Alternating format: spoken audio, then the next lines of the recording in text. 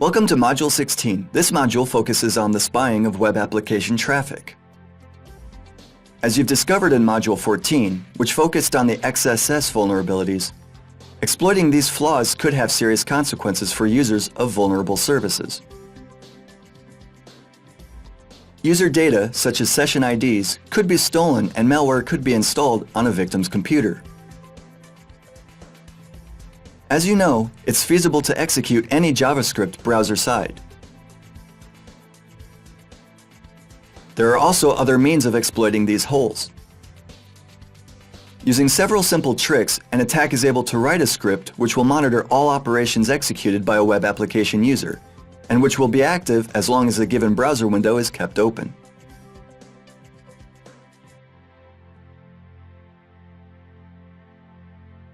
You can see here a simple code for the sniffer.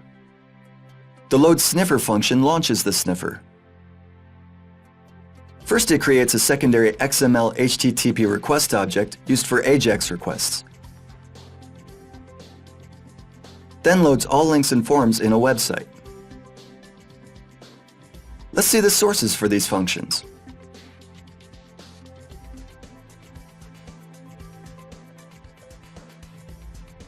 The collectLinks function is used to load all link tags from the current document and replace target addresses with JavaScript function calls, where the link's URL is the parameter. In the collectForms function, a form's target address is replaced by a function call which assumes the number of the form of the parameter. Let's now take a look at the loadURL function.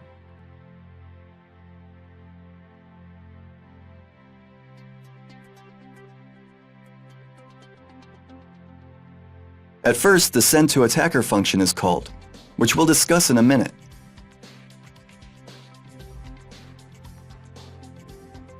Its source is set to the URL which a user attempted to click, and parameters are set to have the frame fill an entire page.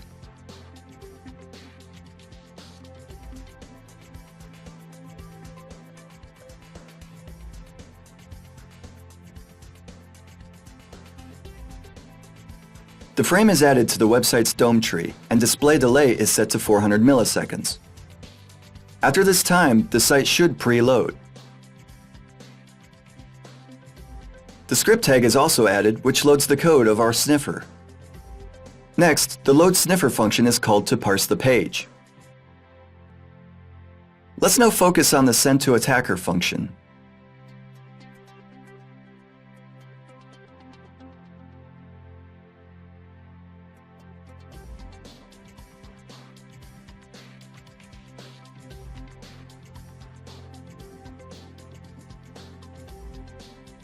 We can see that a referral address is being prepared, which will pass captured data, such as website URL or form content, to our sniffer through the GET parameter.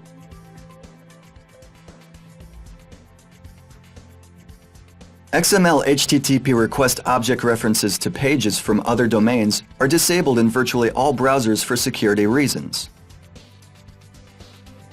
To circumvent this, a script tag is created and the generated sniffer link is submitted as the URL.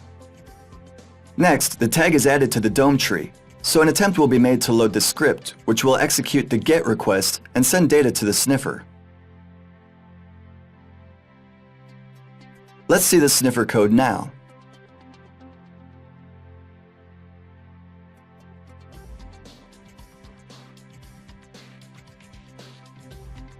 As you can see, all past parameters are logged in the sniffer log file.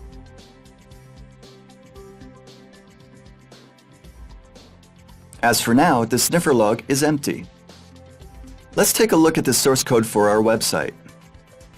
In this case, the sniffer's been injected directly into the code, but it's equally probable that an attacker could have inserted it into the service, using the cross-site scripting vulnerabilities. You can see here several links to subpages and a form.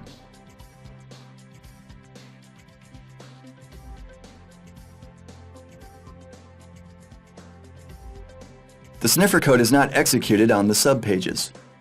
Let's see now how the site works in practice.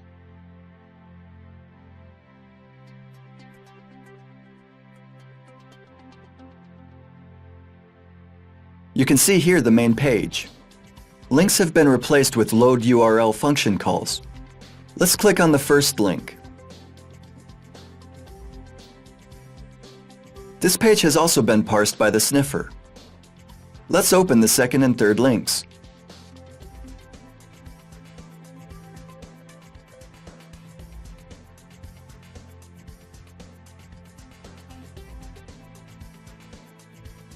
Now go back to the main page, put a string in the form and try to send it.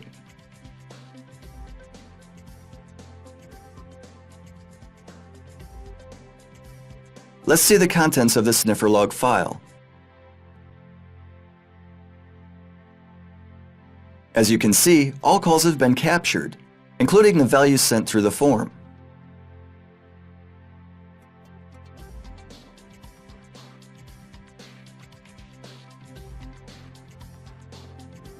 A potential attacker may be able to monitor all operations performed by a victim in this way. Let's try to think of ways in which we could protect ourselves against these attacks. As web developers, we should above all take care of the XSS vulnerabilities.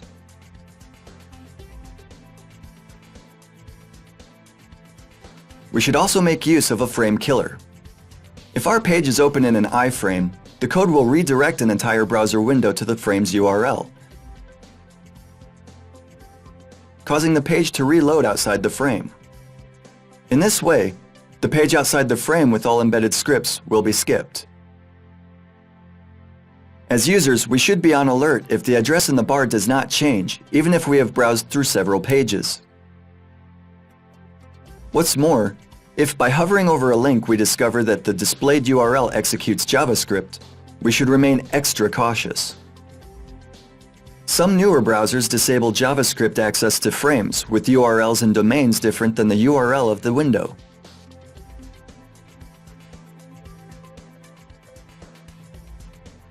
That's all in this module.